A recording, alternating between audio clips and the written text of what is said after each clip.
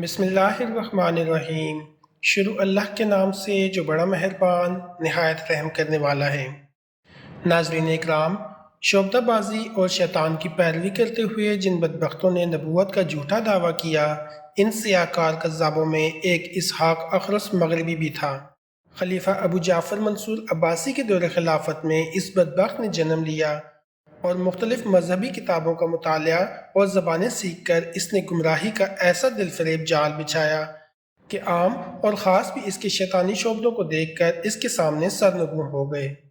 اسحاق اخرس 135 ہجری میں اصفہان میں ظاہر ہوا۔ ان ایام میں ممالک اسلامیہ پر خلیفہ ابو جعفر منصور عباسی کا پرچم اقبال لہرا رہا تھا۔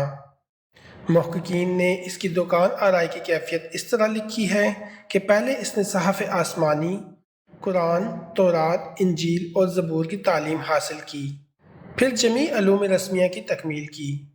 زمانہ دراز تک مختلف زبانیں سیکھتا رہا، مختلف اقسام کے صنائیوں اور شعبدہ بازوں میں مہارت پیدا کی، اور ہر طرح سے باکمال اور بالغ النظر ہو کر اصفہان آیا اور 10 سال تک گونگا بنا رہا۔ اصفہان پہنچ کر اس نے ایک عربی مدرسے میں قیام کیا اور یہیں کے ایک تنگ و تاریک کوٹھری میں اس نے اپنی زبان پر ایسی مہر سکوت لگائے رکھی کہ ہر شخص اسے گونگا یقین کرتا۔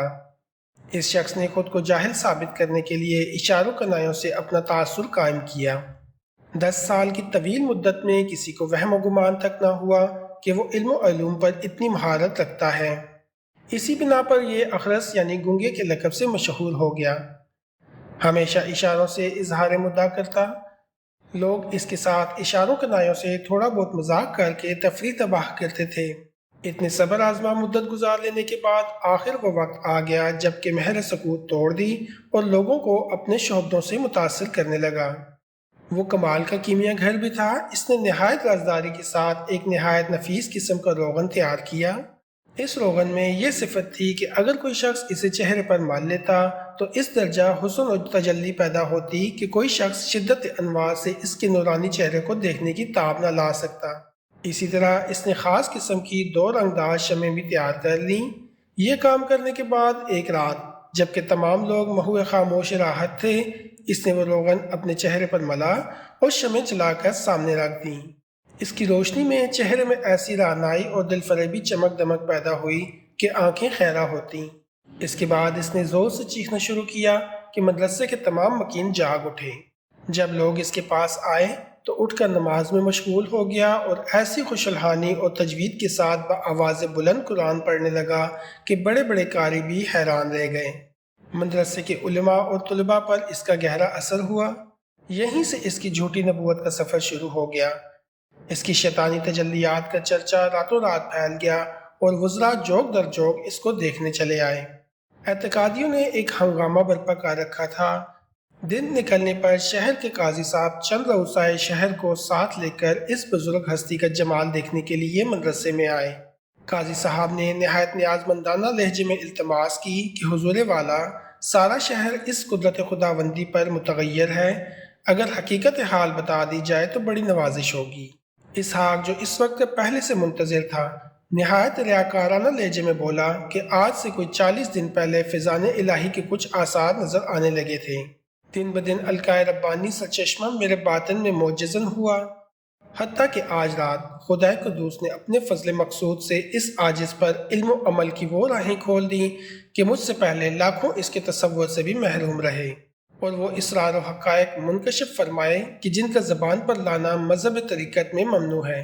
البتہ مختصر اتنا کہنے کا مجاز ہوں کہ آج رات 2 فرشتے حوض کوثر کا پانی لے کر میرے پاس آئے، مجھے اپنے ہاتھ سے غسل دیا اور پھر کہنے لگے، یا نبی اللہ۔ میں یہ سن کر گھبرایا کہ واللہ عالم یہ کیا آزمائش ہے۔ ایک فرشتہ بزبان یوں گویا ہوا، اے اللہ کے نبی، بسم اللہ کہہ کر ذرا منہ تو کھولیا ہے۔ میں نے منہ کھول دیا اور دل میں بسم اللہ کا ورد کرتا رہا۔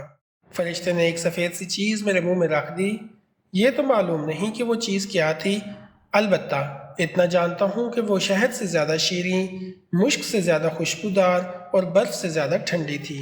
اس نعمت خداوندی کا حلق سے نیچے اترنا تھا کہ میری زبان گویا ہوئی اور میرے منہ سے یہ کلمہ نکلا، اشہد اللہ الہ الا اللہ و اشہد ان محمد رسول اللہ۔ یہ سن کر فرشتوں نے کہا، کہ محمد صلی اللہ علیہ وآلہ وسلم کی طرح معاذ اللہ تم بھی رسول ہو۔ میں نے کہا کہ اے دوستو، یہ کیسی بات کہہ رہے ہو؟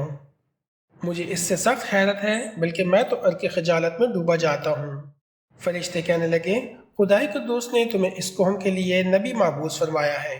میں نے کہا کہ اللہ تعالیٰ نے تو حضرت محمد مصطفیٰ صلی اللہ علیہ وآلہ وسلم کو خاتم الانبیاء قرار دیا اور آپ کی ذات اقدس پر نبوت کا سلسلہ ہمیشہ کے لیے بند کر دیا۔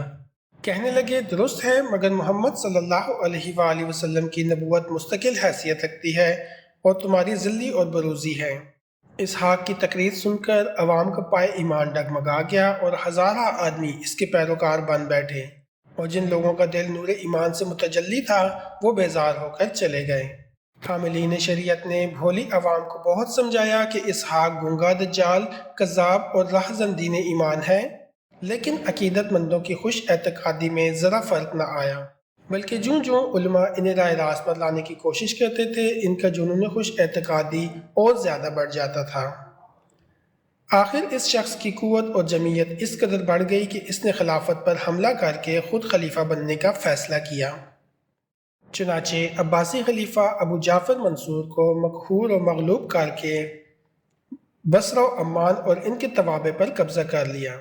کئی بارکوں کے بعد خلافت عباسیہ کو فتح نصیب ہوئی اور اسحاق اخرس کو قتل کر دیا گیا، اور یوں یہ بدبخت اپنے آخری انجام کو پہنچا۔ دعا ہے کہ اللہ رب العزت ہمیں پکا سچا مسلمان اور دین نبی صلی اللہ علیہ وآلہ وسلم پر عمل کرنے کی توفیق عطا فرمائے۔ آمین۔